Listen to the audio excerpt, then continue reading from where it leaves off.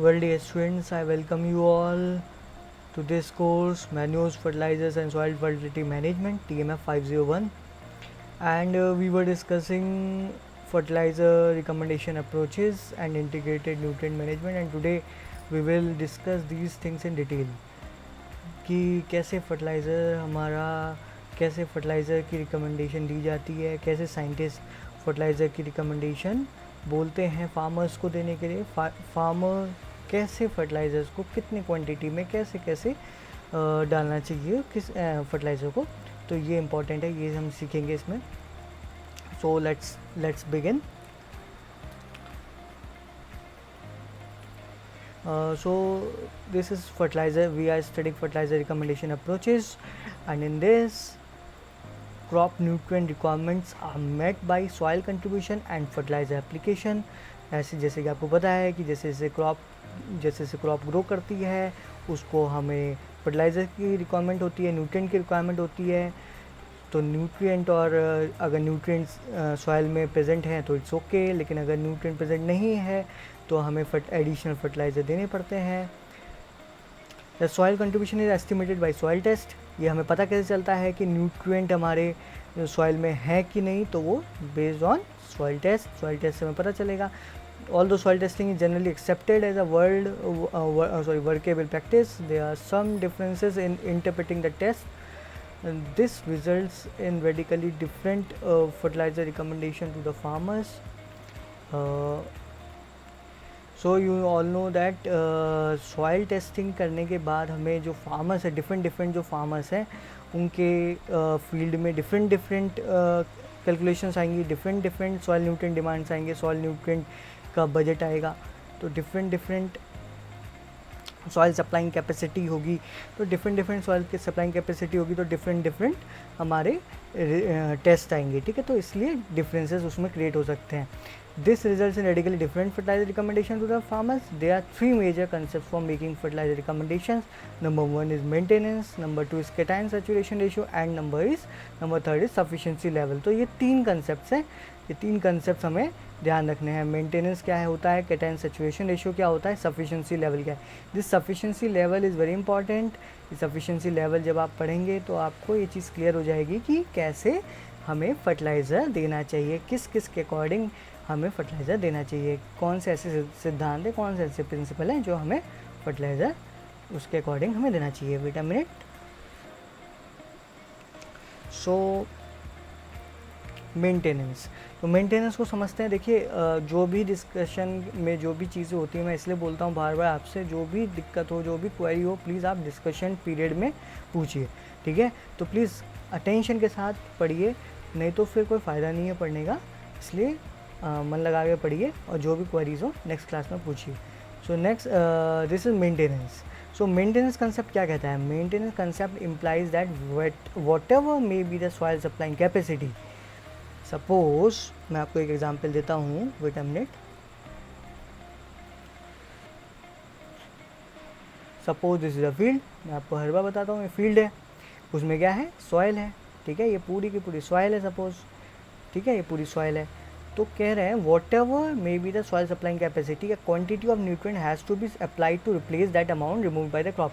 अब जैसे suppose soil supplying capacity बहुत है उसकी, ठीक है, लेकिन हमने कोई क्रॉप खड़ी कर रखी है जो भाई क्रॉप है, तो क्रॉप क्या करेगा, न्यूट्रिएंट लेगा. न्यूट्रिएंट कहाँ से लेगा, लैंड से लेगा. तो अपने यहाँ से फील्ड से जो न्यूट्रिएंट उठाएगा उसके बाद क्या होगा, यहाँ पे न्यूट्रिएंट डिप्लीट हो जाएगा. तो इसलिए क्या बोलता है मेंटेनेंस कंसेप्ट, ये कहता है we have to nutrient has to be applied to replace that amount removed by the crop. मतलब जितना क्रॉप ने रिमूव किया है पुरानी क्रॉप में, उतना ही हमें ऐड ऑन करना पड़ेगा. क्या, न्यूट्रिएंट. तो उतना ही न्यूट्रिएंट हमें ऐड ऑन करना पड़ेगा. तो ये मेंटेनेंस कंसेप्ट बोलता है. So even though the soil supplying capacity of a given nutrient is adequate for top yields, still fertilisers are recommended based on maintenance concept. तो भले ही सॉइल सप्लाइंग कैपेसिटी कुछ भी हो, लेकिन मेंटेनेंस कंसेप्ट यही कहता है कि हमें जितना क्रॉप ने उठाया है न्यूट्रिएंट, सेम अमाउंट में हमें वापस फील्ड में पहुंचाना है. ठीक है, तो मेंटेनेंस कंसेप्ट क्लियर हो जाना चाहिए आपको. सेकंड कंसेप्ट बोलता है कैटायन रेशियो कंसेप्ट. तो कैटायन रेशियो कंसेप्ट बोलता है as per the cation ratio concept the soil is considered as an ideal one with the following distribution of exchangeable cations, इसमें बोलता है फिक्स कर रखा है कि 65% calcium, 10% magnesium, 5% potassium and 20% H has to have the ratio. तो ये ratio बन जाएगा 6.5:1 का CA/K 30 एज CA/mg का, और CA/K का 13:1 बन जाएगा, एंड mg/K का 2:1 हो जाएगा। तो ये कंसेप्ट कहता है कि एक फिक्स कैटायन रेशियो कंसेप्ट बोलता है कि एक फिक्स कैटायन रेशियो होता है, इनमें होना चाहिए जो आइडियल सिचुएशन होने के लिए, ठीक है। तो अगर क्रॉप है, हमारी क्रॉप जो है, अगर फील्ड में क्रॉप है और वो हमारी न्यूट्रिएंट सारे के सारे ले जा रही है, तो हमें क्या करना पड़ेगा, हमें सॉइल टेस्टिंग करनी पड़ेगी। सॉइल टेस्टिंग करने के बेसिस में हम क्या कहेंगे कि हमारी जो है न्यूट्रिएंट का लॉस हो चुका है, क्रॉप यूटिलाइज कर चुकी है। तो अब हमें क्या करना होता है, हमें क्या करते हैं, fertilisers are recommended to maintain this ratio. अब हम टेस्ट करते हैं और उसमें देखते हैं सपोज 65% कैल्शियम होना चाहिए और वो आ रहा है 35%, तो हम क्या करेंगे, हम कहेंगे कि नहीं, हमें कैल्शियम का अमाउंट बढ़ाओ। हम रेशियो इस तरह से मेंटेन करने की इसमें सजेशंस देंगे, ठीक है। So next is sufficiency level. Sufficiency level is very important, और ये कंसेप्ट समझना बहुत इंपॉर्टेंट है। अगर आप अभी ये कंसेप्ट नहीं समझेंगे तो MSc टाइम पे बहुत दिक्कत होगी, या MSc नहीं तो कभी भी आप अगर न्यूट्रिएंट कैलकुलेशन करेंगे तो आपको ये चीज़ ट्रबल करेगी। तो देखते हैं इसको क्या कहता है ये, कि crop response to applied nutrient is considered. Okay, इसमें रिस्पॉन्स आता है क्रॉप का तो अप्लाइड न्यूट्रिएंट। एक चीज़ ध्यान रखिएगा, प्लांट और क्रॉप में अंतर क्या होता है, प्लांट और आप अगर ह्यूमन बींग्स की बात करेंगे तो इसमें अंतर क्या होता है कि हमारा जो प्लांट होता है वो रिस्पॉन्स करता है, ठीक है। आप उसे कुछ जो रिस्पॉन्स होता है ग्रेविटी के प्रति, वाटर के प्रति, ठीक है, तो रिस्पॉन्स देता है वो। लेकिन जो ह्यूमन बींग्स होते हैं वो रिएक्ट करते हैं। तो ये चीज़ आप ध्यान रखिएगा, कभी कभार इंटरव्यू में पूछी जाती है। Okay, crop response to apply nutrient is considered. So this concept is followed in most of the fertiliser recommending approaches. तो ये कंसेप्ट बहुत इंपॉर्टेंट है। कौन सा? Sufficiency level concept is very important. Several approaches are followed for recommending fertilisers. देखो, अब recommending of fertiliser मतलब fertiliser कैसे रिकमेंड किया जाए, फार्मर को कैसे बताया जाए कि हमें, सपोज़ अगर राइस की बात करते हैं तो हम बोलते हैं, सपोज़ एग्जांपल ले रहा हूँ कि किसी रीजन में कि 120, 60 और 40 होना चाहिए। तो आखिरकार ये किसने डिसाइड किया, 120, 40, 60 किसने डिसाइड किया? तो ये फर्टिलाइज़र रिकमेंडेशन अप्रोचेज जो आपका कंसेप्ट चल रहा है, इसी बेसिस में डिसाइड हुआ। तो देखिए, ब्लैंकेट रिकमेंडेशन होती है, जो मैंने अभी आपको लिखी है ये ब्लैंकेट रिकमेंडेशन है। तो ब्लैंकेट रिकमेंडेशन होती क्या है, इसको अच्छे से डिटेल में समझते हैं कि based on the fertiliser experiments conducted in different regions with improve varieties, fertiliser dose is recommended for each environment. तो आपको एक चीज़ समझ में आ जानी चाहिए कि डिफरेंट रीजन में, सपोज़ नॉर्थ की अलग है, ईस्ट की अलग है कैलकुलेशन होगी, साउथ की अलग कैलकुलेशन होगी और वेस्ट की अलग कैलकुलेशन होगी, और उसमें भी डीपर एरियाज़ में, ठीक है, सबके अपने अपने डीपर एरियाज़ में। सपोज़ उत्तराखंड की अलग होगी, उत्तर प्रदेश की अलग होगी, आसाम की अलग होगी, बेस्ड ऑन दैट। तो based on the fertiliser experiments, जो एक्सपेरिमेंट्स करे जाएंगे, ठीक है, यहाँ क्या होंगे, सपोज़ भीमताल की बात करते हैं। यहाँ पे भीमताल में अगर हमने यहाँ पे एक्सपेरिमेंट लगाया, एक रीजन हुआ, यहाँ पे एक इम्प्रूव वेराइटी के साथ हमने एक्सपेरिमेंट लगाया, तो इससे क्या हुआ कि हम फर्टिलाइज़र रिकमेंड करते हैं इस एनवायरनमेंट के लिए। मतलब हम देते हैं कि टेस्ट करने के बाद हमें एक प्रूफ मिल जाता है कि चलो 130 kg नाइट्रोजन हम इनको 130 या 50, ऐसा एग्जांपल लेता हूँ, 130, 50 एंड 40 kg NPK, ठीक है, 130, 50 एंड 40, ये हमारे भीमताल का रीजन का है। Based on conducting trials and test, experiments conduct करने के बाद तब हम क्या कहेंगे, ये हमारी भीमताल की ब्लैंकेट रिकमेंडेशन है। तो इसको हम ब्लैंकेट रिकमेंडेशन बोलते हैं।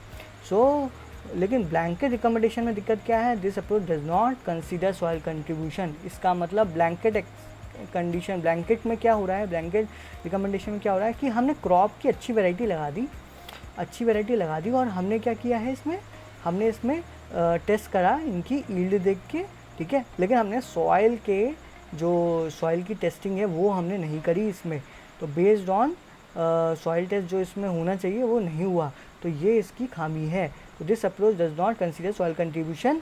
तो इसलिए ब्लैंकेट रिकमेंडेशन को हमें ब्लाइंडली फॉलो नहीं करना चाहिए। इसलिए आजकल बोलते हैं कि अपने soil testing is very important, soil health card अपने फार्मर्स को बना के रखना चाहिए, उसमें चेक करते रहना चाहिए। उसी के बेसिस में हम जो है अपनी क्रॉप को फर्टिलाइज़र देते हैं। तो ये पहला अप्रोच आपको पता चल गया, ब्लैंकेट रिकमेंडेशन, ठीक है। Next is soil test based fertiliser recommendation. तो ये सॉइल टेस्ट बेस्ड रिकमेंडेशन क्या होती है, जरा इसको भी समझते हैं। तो इसमें क्या होता है, इस वाली अप्रोच में क्या होता है कि सपोज़ एक फील्ड है, सपोज़ ये फील्ड है, तो इसमें क्या हो रहा है, हमने क्या किया, सॉइल सैंपल्स यहाँ से कलेक्ट किए, ठीक है। ये दूसरा फील्ड है, यहाँ से हमने सॉइल सैंपल कलेक्ट किए। सॉइल सैंपल कलेक्ट करने के बाद इन्होंने क्या किया है कि जो अवेलेबल नाइट्रोजन, फॉस्फोरस और पोटेशियम, ठीक है, अब और डिफरेंट न्यूट्रिएंट, जितने भी एसेंशियल न्यूट्रिएंट्स होते हैं उसकी भी बात करते हैं, लेकिन हम एनपीके क्योंकि मेजर है तो समझने के लिए आपको इतना काफ़ी है कि अभी के लिए, ठीक है, बीएससी लेवल में। तो हमें क्या होता है, इसमें soil samples analyse for available nitrogen, phosphorus and potassium are categorized into low, ये जैसे आपको देख रहे हो, low, medium and high fertility classes जो हो जाती हैं with respect to each nutrient, ठीक है। तो इसमें क्या कर दिया होता है, पहले हम क्या करते हैं, सॉइल सैंपल्स को एनालाइज करते हैं और उसके बेसिस में हम क्या कर रखा है इसमें कि हमने क्लासिफिकेशन कर रखा है। तो इसका मतलब क्या होता है, इसका मतलब होता है अगर नाइट्रोजन हमारे फील्ड में, ये केजी पर हेक्टेयर है, ठीक है ना, ये केजी है, ये परसेंटेज है, तो केजी पर हेक्टेयर की बात कर रहे हैं अगर हम नाइट्रोजन की, तो अगर 280 केजी से कम है हमारी फील्ड में नाइट्रोजन टेस्ट करने के बाद, जो हम लेबोरेटरी में करते हैं, ठीक है, तो नाइट्रोजन अगर कम आता है लेस देन 280, तो हम इसको किस कैटेगरी में रखेंगे। कोई हमसे फार्मर कोई भी हमसे पूछेगा कि आपकी फील्ड में नाइट्रोजन का स्टेटस क्या है, तो आप बोलेंगे लो फर्टिलिटी क्लास में आता है, ठीक है, लो फर्टिलिटी है। कोई बोलेगा 280, अगर 560 की रेंज में आ गया आपका केजी पर हेक्टेयर, आपने कैलकुलेट किया है, ये कैसे, सैम्पलिंग करने के बाद, जो मैंने आपको लैब में सिखाया है, वो सैम्पलिंग करने के बाद जब हम लैब में टेस्ट करते हैं तो उसमें अगर ये वैल्यू आ जाती है इसके बीच में, तो मीडियम है। Similarly 560 greater than 560। तो डियर स्टूडेंट्स, ये आपके लिए बहुत इंपॉर्टेंट है, ये सारी की सारी वैल्यू याद होनी चाहिए। हालांकि ये वेरी करती है, बट ज़्यादा फ्लक्चुएशन नहीं होता है। जैसे कहीं आपको लेस देन 11 दिख जाएगा, 11 to 25 दिख जाएगा, मोर देन 25 दिख जाएगा, तो फ्लक्चुएट कर सकता है। जैसे इसका 120 से आपको 280 दिख सकता है, ठीक है, पोटेशियम का। तो बेसिकली फंडा यही है, आसपास की आपको वैल्यूज़ याद रखनी है और ये सारी की सारी वैल्यूज़ याद रखनी है। ऑर्गेनिक कार्बन, ये मैं एग्ज़ाम में पूछूंगा आपसे, ऑर्गेनिक कार्बन परसेंटेज आपको ये चीज़ ध्यान रखनी है कि लेस देन 0.5 to 0.75। तो ये चीज़ आपको आज तक पता होना चाहिए कि ऑर्गेनिक कार्बन की बहुत बात होती है कि डिप्लीट हो रहा है, ऑर्गेनिक कार्बन जो है हमारी लेयर से गायब हो जा रहा है, ऑर्गेनिक कार्बन नहीं है हमारे पास। ऑर्गेनिक कार्बन की एडवांटेजेस तो मैंने आपको बताए थे, इतने सारे ऑर्गेनिक मैटर का डालने से क्या क्या हो जाता है, कार्बन की वजह से क्या क्या सॉल्यूशन निकल जाता है हमारी क्रॉप को। तो ये चीज़ आपको ध्यान रखनी होती है कि कभी भी कोई आपसे पूछे कि अच्छा कार्बन कितना होना चाहिए, तो मोर देन 0.75, ठीक है। जैसे आप कभी जंगल वंगल में जाओगे तो अगर वहाँ की आप कार्बन निकालोगे तो 1 से ऊपर जाएगी, ठीक है, वहाँ के 2-2.5 भी आ सकती है तो जंगलों की, ठीक है, तो परसेंटेज में तो 0.75% अगर आपका है तो बहुत अच्छा है, आपकी फील्ड में अगर पाया जाता है। और अगर ये 0.5 to 0.75 है, ये भी बहुत अच्छा है, लेकिन अगर 0.5 पाया जाता है तो ये चिंता की बात है। इसमें आपको फर्टिलाइज़र सॉरी जो आपको ऑर्गेनिक मैन्योर डालने की ज़रूरत है, या आपको ग्रीन मैन्योरिंग करने की ज़रूरत है, या जो भी स्टेप्स आपको फॉलो करने होते हैं कार्बन बढ़ाने के लिए, वो आपको करने की ज़रूरत है।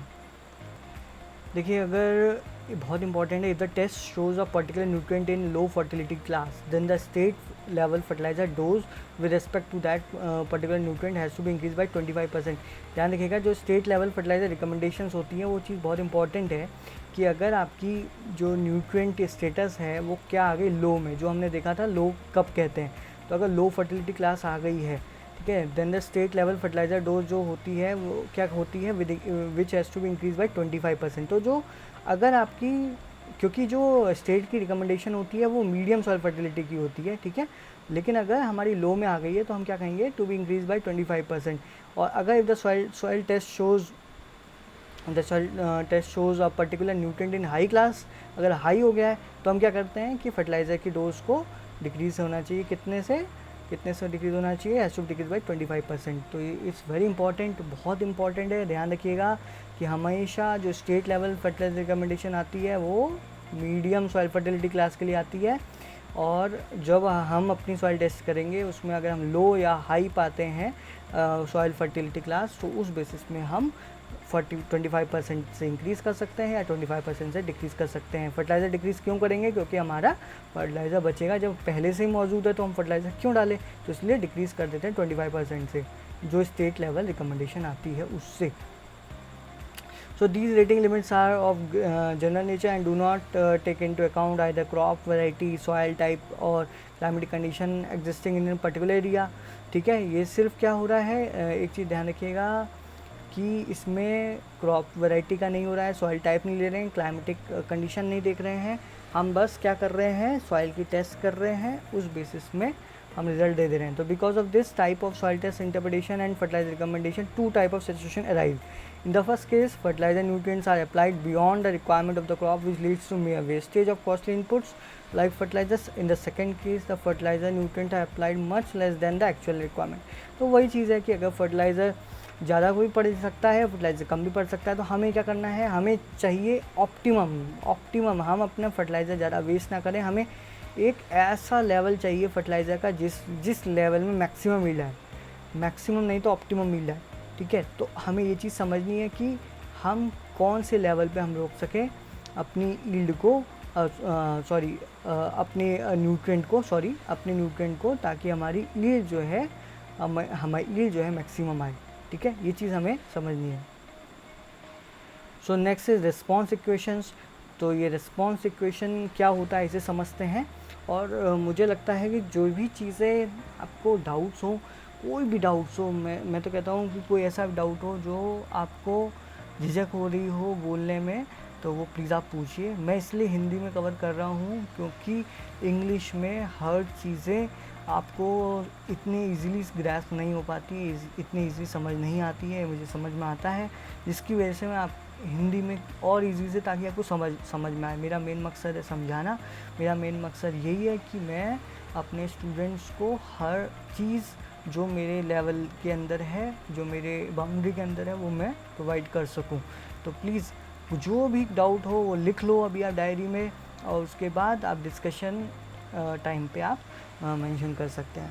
ठीक है, नेक्स्ट इज रिस्पॉन्स इक्वेशन। तो ये हमारी थर्ड अप्रोच है। ठीक है, रिस्पॉन्स इक्वेशन, और ये बहुत इंपॉर्टेंट है। इस रिस्पॉन्स इक्वेशन से हमारी बहुत सारी चीज़ें सॉल्व हुई हैं, साइंटिफिक लेवल एक अपडेट हुआ है, तो इसको समझते हैं रिस्पॉन्स इक्वेशन को। So field experiments are conducted with different level of fertilisers. ठीक है, तो जो इसमें क्या होता है कि जैसे हम चेक करते हैं, सपोज़ हम एक बड़ा सा फील्ड है, ठीक है, उसमें हम क्या करते हैं, देखो आपको अभी फील्ड एक्सपेरिमेंट के बारे में पता नहीं होगा, बट मैं फिर भी आपको एक थोड़ा सा आइडिया दे देता हूँ। सपोज़ हमने डिफरेंट ब्लॉक्स बना लिए, ठीक है, हमने डिफरेंट पार्टीशन कर दिया, ठीक है, हमने एक फील्ड में।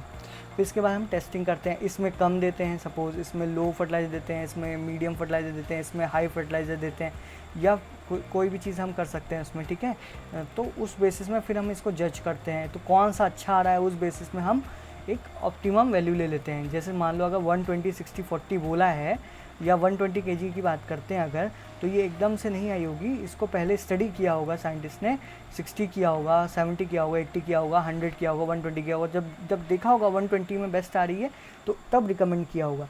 तो अब हमारा क्या है इसमें, जो हमारी रिस्पॉन्स इक्वेशन इसमें क्या है, field experiments are conducted with different level of fertilisers, the yield response to different level of fertilizers are fitted into a mathematical equation based on the shape of the curve। तो ये देखिए आप, ये important है, ये जो shape बनता है हमारा, जिसे हम क्वाड्रेटिक कर्व बोलते हैं, तो वो चीज़ बहुत इंपॉर्टेंट है, ये आपको याद रखना होगा। From the equation economic optimum dose is calculated and recommended to the fertiliser. तो हम क्या बोलते हैं, एक इकोनॉमिक ऑप्टिमम होता है, एक यील्ड ऑप्टिमम होता है। ठीक है, तो हम अल्टीमेट फर्टिलाइजर फार्मर को क्या चाहिए, अल्टीमेट फार्मर को चाहिए उसकी बेटर रिटर्न, उसका बेस्ट इकोनॉमिक्स आना चाहिए, उसमें उसका बेस्ट, उसमें जो उसका प्रॉफिट होना चाहिए वो अच्छा आना चाहिए। तो इस चीज़ के लिए, तो देखिए डियर स्टूडेंट्स, ये आप समझिएगा, ये वाई एक्सिस में जो है ग्रेन यील्ड है, और एक्स एक्सिस में नाइट्रोजन है, ठीक है, मतलब यहाँ पे कोई भी न्यूट्रिएंट की डोज हो सकती है। तो इसमें क्या है, सपोज ये है जो आपको इंटरसेप्ट दिख रहा है, आपको इतना सा इंटरसेप्ट दिख रहा है, वेट अ मिनट मैं आपको इसमें से बताता हूँ।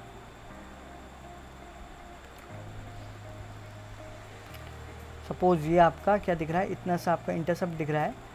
और एक चीज़ आप ध्यान रखिएगा कि ये जो आ रहा है, सपोज इसका मतलब क्या है, 0 kg नाइट्रोजन जो हमने एडिशनल डाली तो उसमें क्या हो रही है, कुछ ग्रेन यील्ड आई है, तो वो बहुत ही कम आई है ग्रेन यील्ड, ये 10 पर हेक्टेयर है, ठीक है।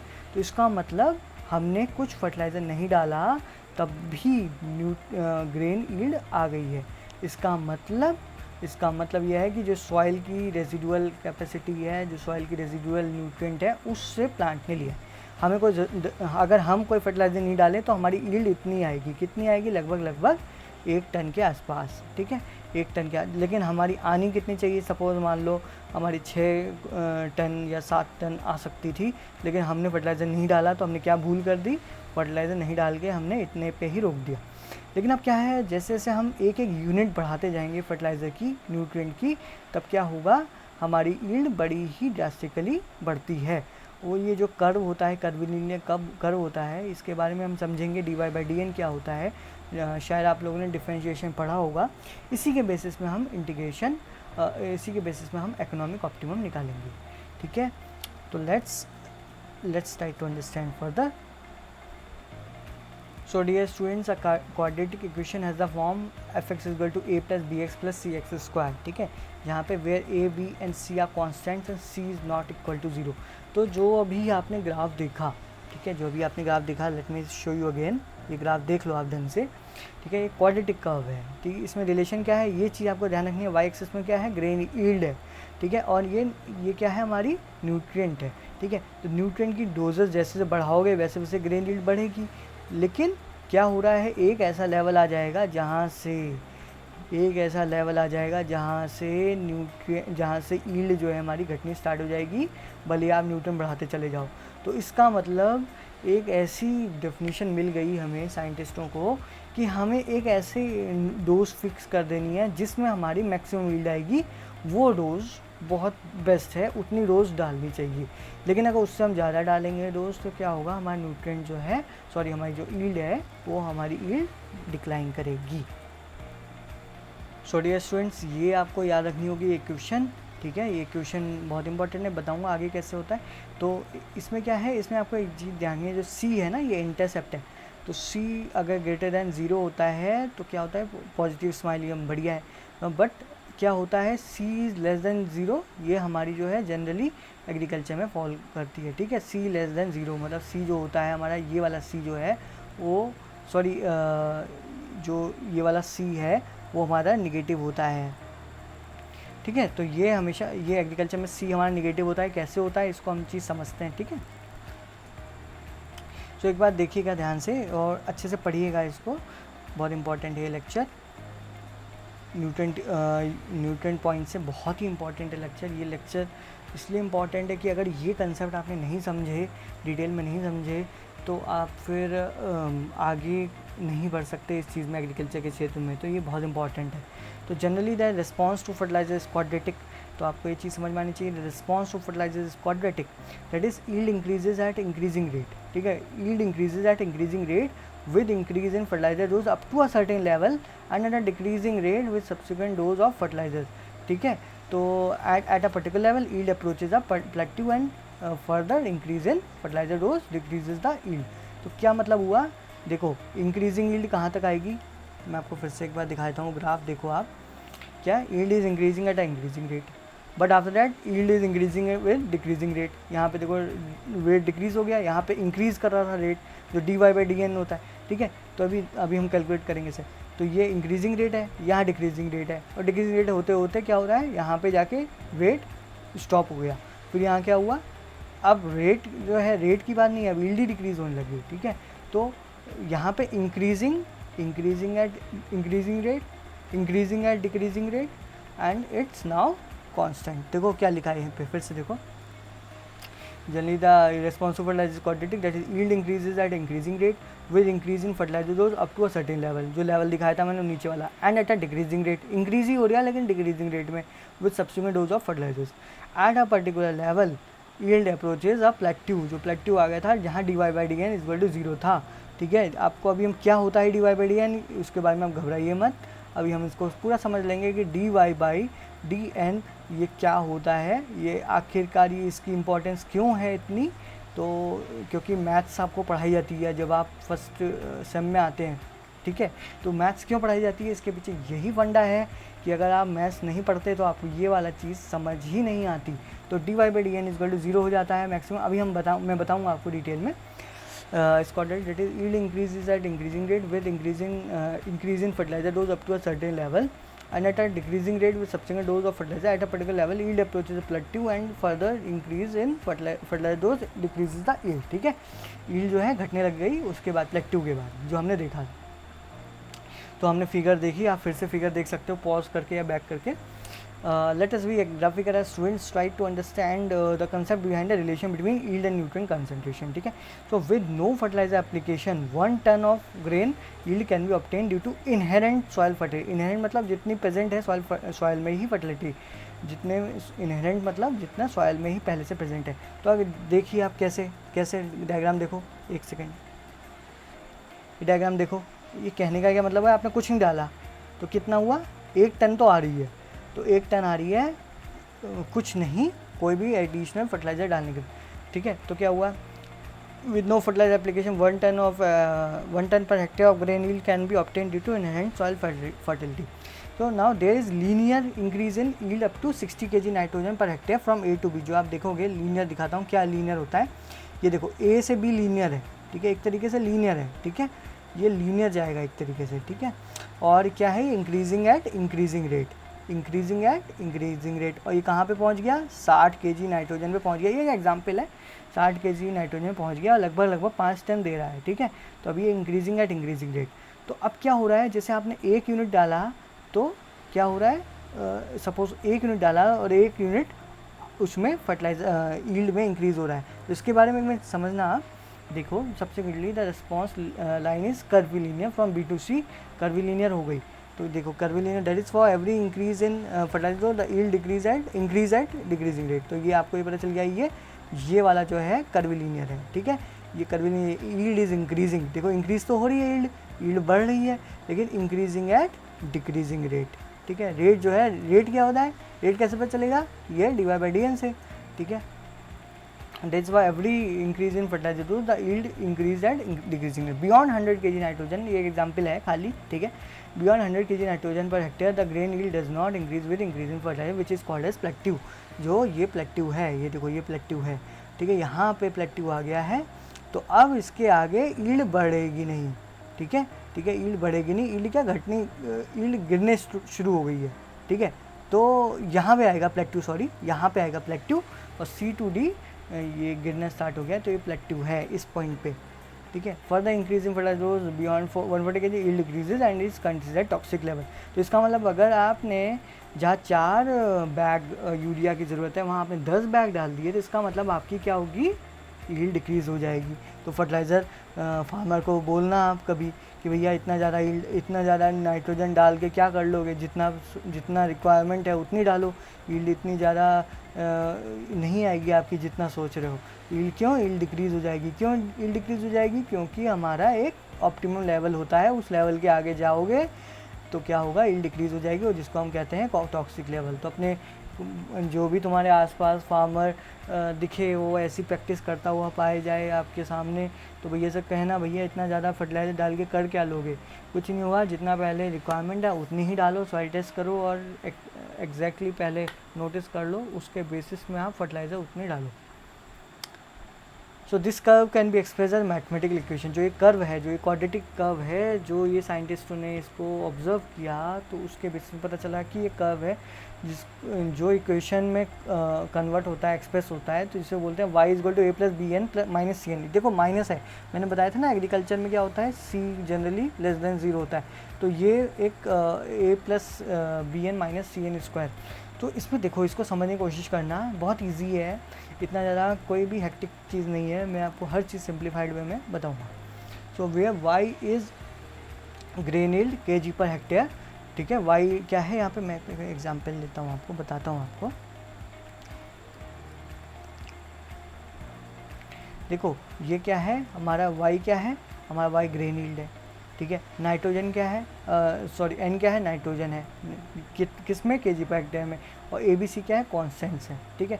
जो आपने अगर मैथ्स पढ़ी ही होगी, आपने नहीं पढ़ी है तो रिकॉल कर लीजिए, नहीं तो इसमें मैं आपको सिंप्लीफाई वे में बताऊँगा। कांस्टेंट ए क्या होता है, इंटरसेप्ट होता है, ठीक है। मैं उसमें सी को इंटरसेप्ट बोल रहा था, I am sorry for that. उसमें ए जो है इंटरसेप्ट है, ठीक है। ए को बोलेंगे इंटरसेप्ट। इंटरसेप्ट क्या होता है, जो इंटरसेप्ट क्या होता है, एक मैं आपको क्लियर करके बताता हूँ। इंटरसेप्ट क्या होता है, जैसे आपको पता ही होगा, ये इंटरसेप्ट होता है, ठीक है। ये इंटरसेप्ट है, ये ए है, सॉरी मैं फिर से अपने आप को करेक्ट करूँगा इस चीज़ को, ये ए है,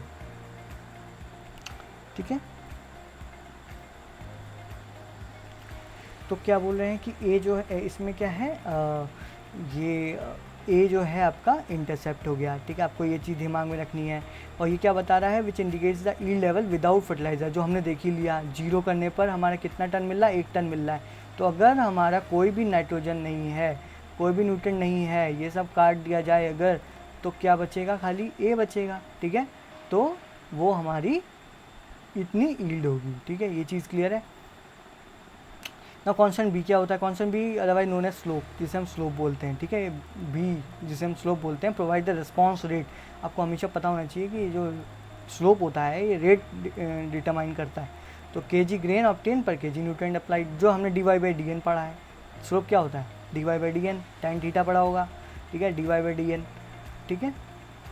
इतनी चीज़ आपको क्लियर होनी चाहिए, ठीक। kg grain obtain per kg nitrogen applied. फिर कांस्टेंट सी क्या होता है, जो सी क्या होता है, it's the represent the curvature of the response line which indirectly indicates the adverse effect of excess dose of nitrogen. Generally constant C has a negative sign, ठीक है। तो जो कांस्टेंट सी जो होगा उसका निगेटिव साइन ही होता है, ये आपको एक चीज़ क्लियर हो गई। और क्या लिखा है, constant C represents the curvature of the response line which indirectly indicates the adverse effect of excess dose of nitrogen. मतलब ये चीज़ बताएगा कि एक्सेस डोज होने पर जो है क्या हो रहा है, इंडिकेट कर रहा है कि ये एडवर्स इफेक्ट मिलेगा, ठीक है। ये चीज़ आपको ए बी और सी आपको चीज़ समझ में आ जानी चाहिए, ठीक है। नेक्स्ट स्टेज समझते हैं इसको, ठीक है। अभी dy/dn हम पढ़ क्यों रहे हैं, ये बहुत इंपॉर्टेंट है कि आखिर हम dy/dn पढ़ क्यों रहे हैं और उसका क्या रिलेवेंस है, वो बहुत इंपॉर्टेंट है, इसको समझते हैं।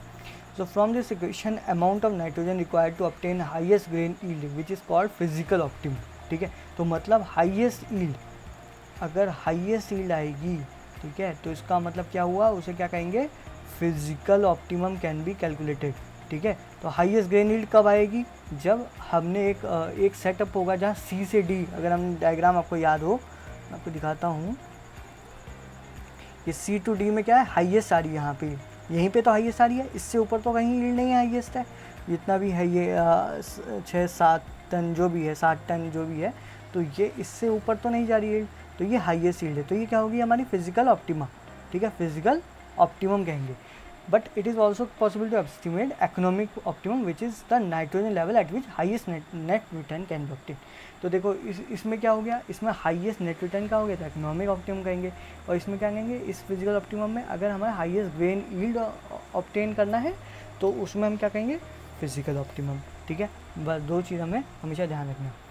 और अब जो बेसिक चीज़ है वो अब है, डियर स्टूडेंट्स प्लीज़ ध्यान से सुनिएगा, एक एक शब्द को फिर से रिवाइज करके सुनिएगा, बहुत इम्पॉर्टेंट है।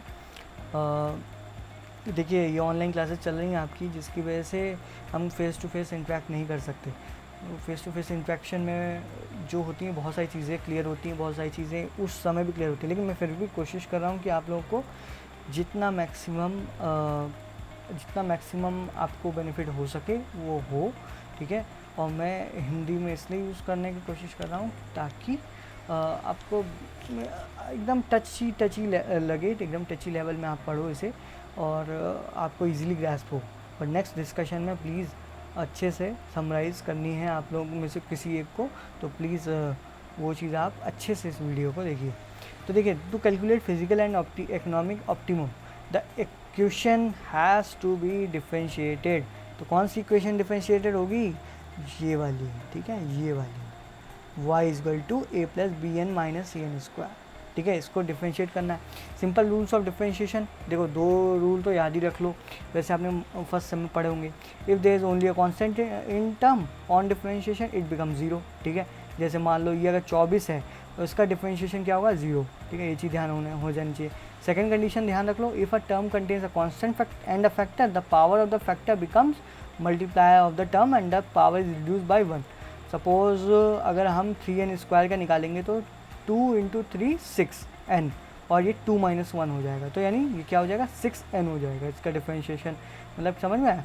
जैसे ये है तो इसका क्या होगा? इसका क्या होगा? 4, ठीक है। और क्यों होगा ऐसे? 4 इंटू 1 और ये n 1 माइनस 1 तो ये 0 हो गया, तो 4, तो ये क्या होगा? मैं इसको अगर आपको थोड़ा बता दूँ, वैसे तो आप कर ही लोगे इसको। जो 4n का क्या होता है? 4, इसका क्या होगा? डिफरेंशिएशन करने पर 4 आएगा। क्यों होगा? क्यों बोला है इसमें? If a term contains the constant factor the power of the factor, ठीक है, पावर ऑफ द फैक्टर, ठीक है, ये पावर ऑफ द फैक्टर क्या है? 1, ठीक है, becomes multiply of the term 4 into 1 4, ठीक है, 4 हो गया, and the power is reduce by 1, ठीक है, 4 इंटू 1 4 हो गया, और n 1 माइनस 1 यानी 1 माइनस 1 क्या होगा? n की पावर 0 यानी कि हो गया 1, तो 4 इंटू 1 इजल टू 4, तो इसका डिफरेंशिएशन क्या होगा? इसका डिफरेंशिएशन होगा 4, ठीक है। ये चीज़ क्लियर हो गई। तो इसको डिफरेंशिएट करना आना चाहिए। तो डिफरेंशिएट करने का क्या बोला है कि graphic era hill university students should understand about this that differentiation of quadratic equation for estimation of optimum dose. हमें क्या कर रहे हैं, आखिर हम कर क्यों रहे हैं ये डिफरेंशिएशन? हमें चाहिए फिक्स ऑप्टिमम डोज चाहिए, वो किसकी डोज चाहिए? न्यूट्रिएंट की डोज चाहिए, जिस न्यूट्रिएंट की डोज पे हम मैक्सिमम यील्ड प्राप्त कर पाएँ। बस इतनी सी है कहानी कि हमें छोटे से हमें ऑप्टिमम डोज चाहिए जिसमें हम मैक्सिमम यील्ड ले पाएँ।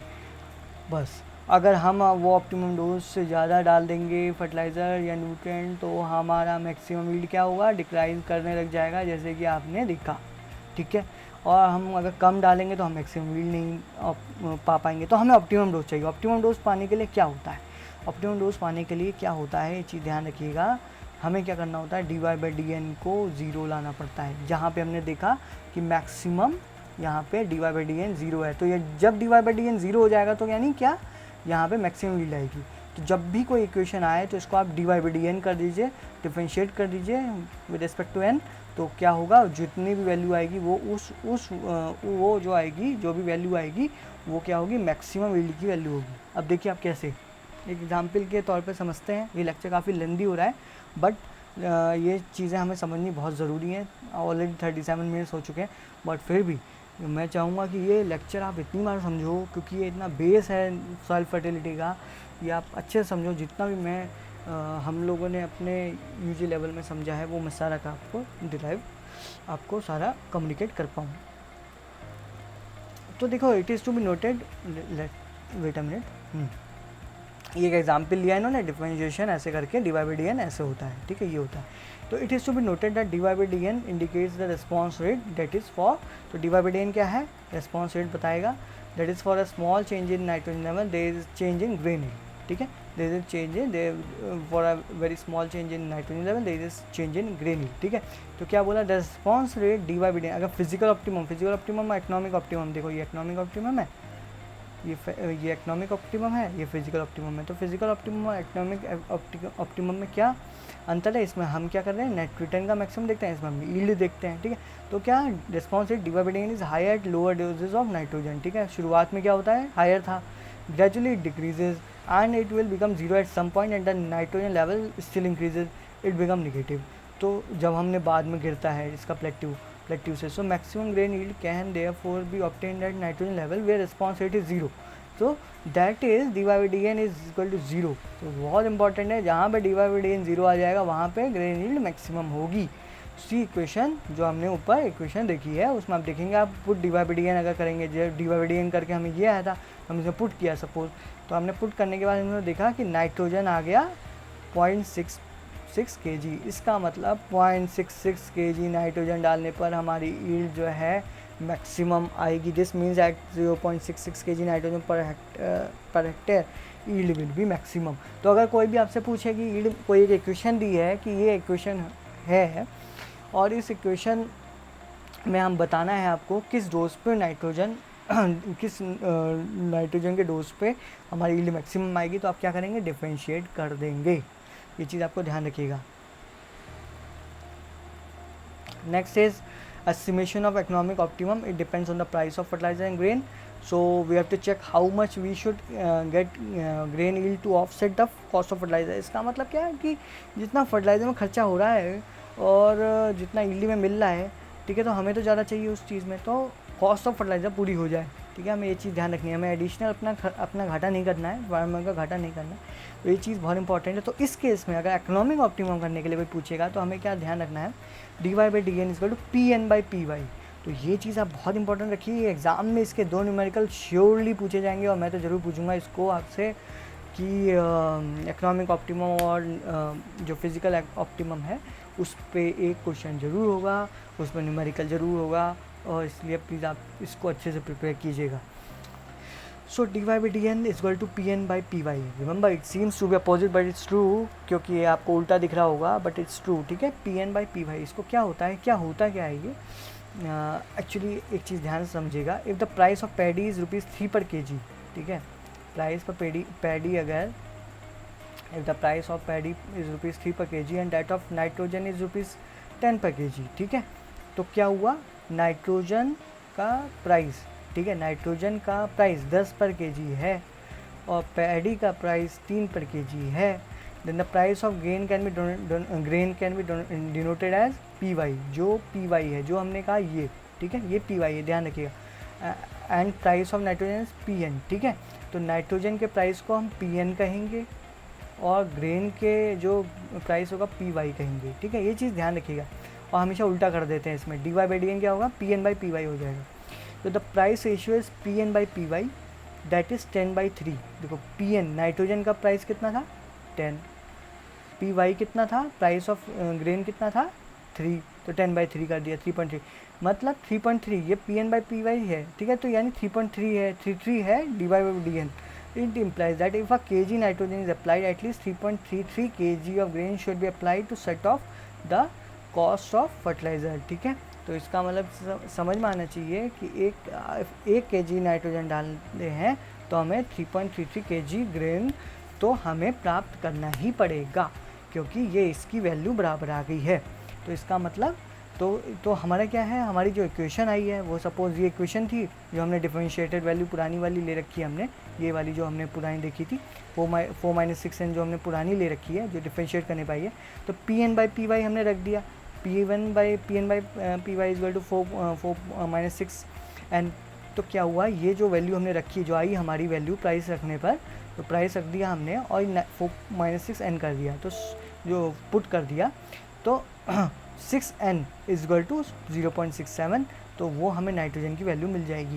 इसका मतलब जो ऑप्टिमम वैल्यू है, मतलब क्या मिल गया हमें, ऑप्टिमम मतलब 0.11 kg नाइट्रोजन पर हेक्टेयर, ठीक है, ये हमारी ऑप्टिमम वैल्यू है। और अगर मैं आपको एक चीज़ बताऊं कि अगर एक चीज़ आपको दिखाता हूं तो इसमें क्या है, जैसे इकोनॉमिक ऑप्टिमम क्या है, विच is the nitrogen level at which the highest nitrogen can be obtain, ठीक है, ये चीज़ आपको ध्यान रखनी चाहिए कि इस नाइट्रोजन लेवल में जो नाइट्रोजन लेवल हमारा pn/py करके आया है, देखिए जो आया है pn/py रख के जो नाइट्रोजन लेवल आया है, क्या नाइट्रोजन लेवल आया है 0.11 kg पर हेक्टेयर, ठीक है, तो 0.11 kg पर हेक्टेयर जो नाइट्रोजन आया है, इसमें हमारा क्या होगा, हमारी ऑप्टिमम इकोनॉमिक्स, उसमें जो अगर आप इसमें चेक करोगे क्या होगा, हाईएस्ट हमारी नेट रिटर्न आएगा, तो इसमें हमारे हाईएस्ट नेट रिटर्न आएगा कितने में, 0.11 kg पर हेक्टेयर अगर हम डालते हैं। तो ये इंपॉर्टेंट है। तो pn/py वाला कंसेप्ट भी आपको क्लियर हो गया है और dy/dn वाला भी कंसेप्ट क्लियर हो गया है। होप डियर स्टूडेंट्स आपको थोड़ा अप्रोचेस के बारे में क्लियर हुआ होगा। बाकी मैं इसी क्लास में कंटिन्यू कर लेता हूँ। चलिए ठीक है, क्योंकि let me check the time. Okay 44 minute हो गया है, काफ़ी ज़्यादा हो गया है, बट फिर भी at least let us make it 50। तो कंप्लीट करते हैं इसको पूरा, फिर लेक्चर कंप्लीट हो जाएगा। तो देखिए हमारी नेक्स्ट अप्रोच जो आती है सॉइल टेस्ट क्रॉप रिस्पॉन्स। देखो बीएससी लेवल में इतना इम्पोर्टेंट, डीपली इम्पोर्टेंट नहीं है कि आपको ये चीज़ समझे, लेकिन मैं आपको फिर भी समझाता हूँ इस चीज़ में कि क्या होता है कि suppose soil test crop response होता क्या है, ये चीज़ समझ लीजिए कि हमें क्या करना है, एक टारगेट यील्ड सेट करते हैं हम और टेस्ट करते हैं क्रॉप को। इसमें हम क्या करते हैं, पूरा का पूरा सॉइल का कंडीशन भी लेते हैं, यील्ड लेवल भी देखते हैं, ठीक है। तो हम क्या करते हैं, डिफरेंट हम एक्सपेरिमेंट करते हैं। इसमें एक्सपेरिमेंट करने के बाद मैं आपको एक उससे बताता हूँ, आपको 1 मिनट। डियर स्टूडेंट्स, जैसे कि मैं आपको एक चीज़ दिखाता हूँ इसमें क्या है। देखिए एसटीसीआर का इम्पोर्टेंट क्या क्या ऑब्जेक्टिव है, डिटेल में समझते हैं। To develop relationship between soil test values and crop response to fertilizers, and in order to provide a calibration for fertilizer recommendation based on soil testing। तो इसका मतलब बहुत इंपॉर्टेंट है कि हमें एक रिलेशनशिप बनानी है किस में, जो सॉइल टेस्ट वैल्यू करी है, जो सॉइल टेस्ट हमने करने के बाद जो हमें नाइट्रोजन और न्यूट्रिएंट की जो वैल्यू मिली है, और क्रॉप रिस्पॉन्स, जैसे कि क्रॉप रिस्पॉन्स टू फर्टिलाइज़र कर रहा है, उस बेसिस में हम एक रिलेशनशिप डेवलप करने की कोशिश करते हैं सॉइल टेस्ट क्रॉप रिस्पॉन्स में। सॉइल टेस्ट क्रॉप रिस्पॉन्स नाम से पता चल रहा है कि सॉइल टेस्ट करने के बाद और क्रॉप रिस्पॉन्स, सॉइल टेस्ट और क्रॉप के बीच में जो क्रॉप रिस्पॉन्स जो आ रहा है टू फर्टिलाइजर्स, तो उसके बीच में हम एक डेवलप करते हैं, रिलेशनशिप डेवलप करने की कोशिश करते हैं। जो एक सेकेंड ऑब्जेक्टिव है, to obtain a basis for making fertiliser recommendation for targeted yields, ठीक है। तो हम क्या करते हैं, हम एक बेसिस डेवलप करते हैं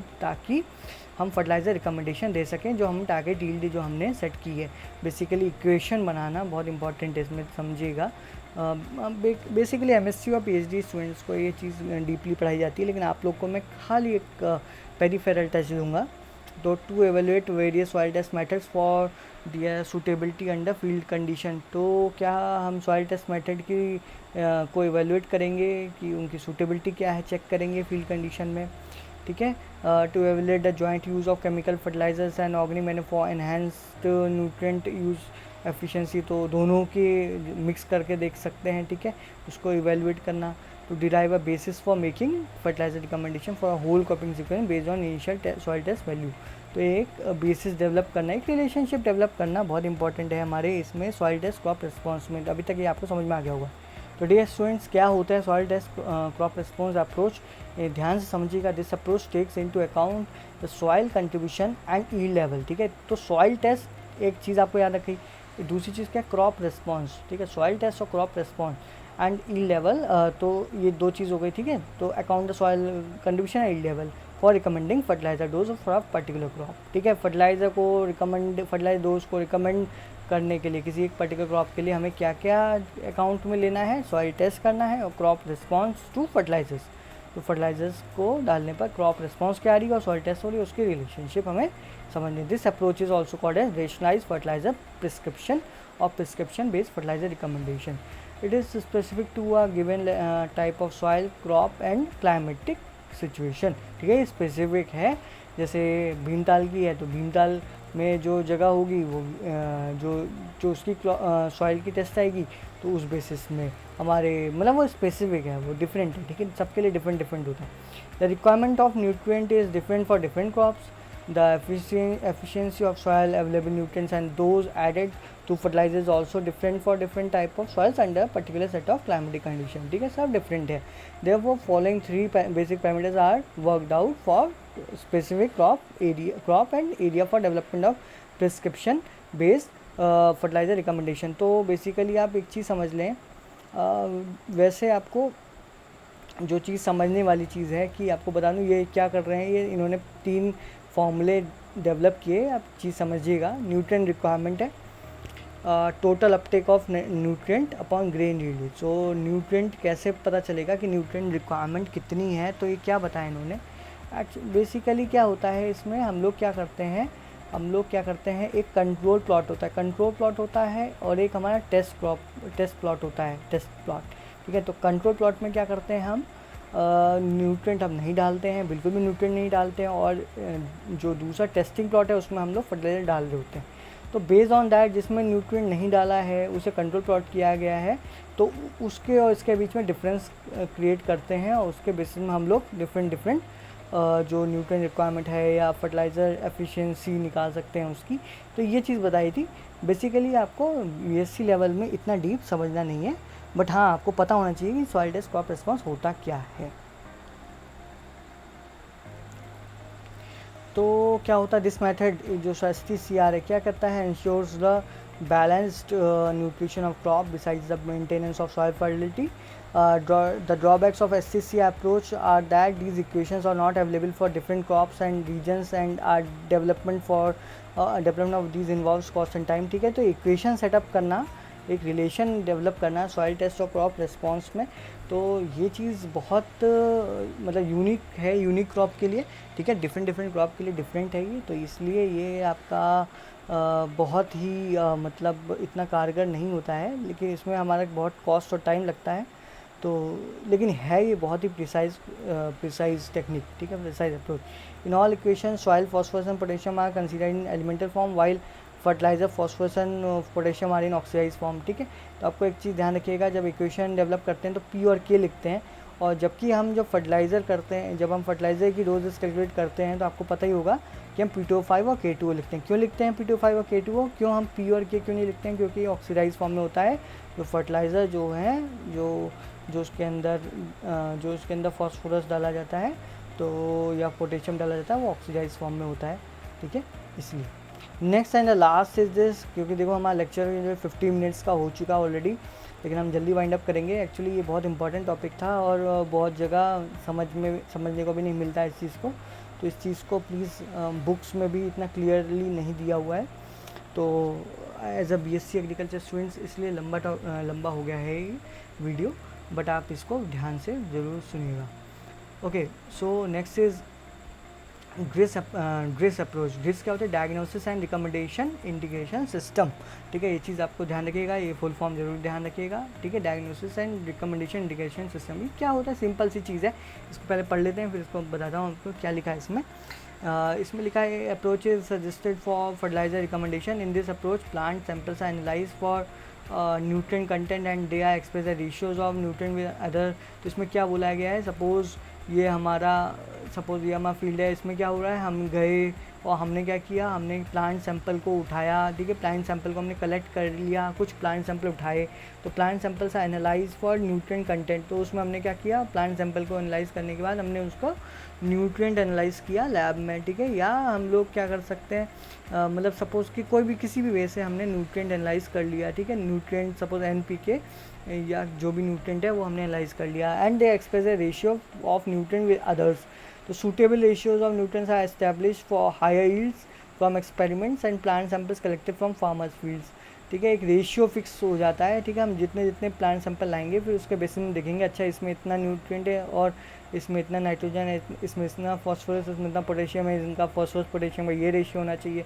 ठीक है, डायग्नोसिस करने के बाद तो the nutrient whose ratios are not optimum for yields are supplemented by top dressing. ठीक है, तो अगर फर्टिलाइज़र जो न्यूट्रिएंट है जिसका रेशियो जो है हमारा फिक्स नहीं आ रहा है, ठीक है, तो हम क्या करते हैं, उसको हम टॉप ड्रेसिंग के रूप में सप्लीमेंटेशन देते हैं। तो this approach is generally suitable for long duration crop, but it is being tested for short duration crop also like soybean, wheat etcetera.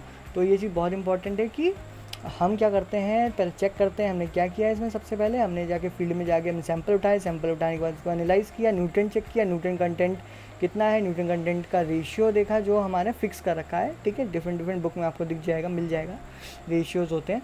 तो उस बेसिस में हम क्या करते हैं, अब कम आया रेशियो किसी का तो हम उसे टॉप ड्रेस करके एडिशनल सप्लीमेंटेशन एडिशनल हम उसे क्रॉप में देते हैं। ठीक है, ये चीज़ है। Next, so by calculation of fertiliser quantity, ये हम लैब में एक्सरसाइज करेंगे जिसमें हम न्यूमेरिकल एग्रीकल्चर वाली बुक से सपोर्ट करेंगे। ठीक है, और इसको एग्जाम्पल लेके हम डिस्कस करेंगे कि यार फर्टिलाइज़र कैसे कैलकुलेट किया जाता है। सपोज़ हमारा इतना एरिया, इतना हमारा इतना ये सोर्सेज हैं और इतने हमारी फील्ड की रिक्वायरमेंट है, तो हमें कितना फर्टिलाइज़र डालना है, ये चीज़ हम लैब क्लास में समझेंगे। तो so dear students, thank you very much for your time. Already 54 minutes हो गए हैं, तो ये मेरे ख्याल से मेरा सबसे बड़ा लेक्चर रहा। कमेंट कीजिएगा उसमें कि कैसा गया, एटलीस्ट उसमें कमेंट करके मुझे बताया करिए कि कुछ थोड़ा सा इम्प्रूवमेंट के चांसेस बन जाएं जिससे। तो प्लीज़ कमेंट्स मोस्ट वेलकम, ठीक है। तो thank you so much for paying your attention, thank you.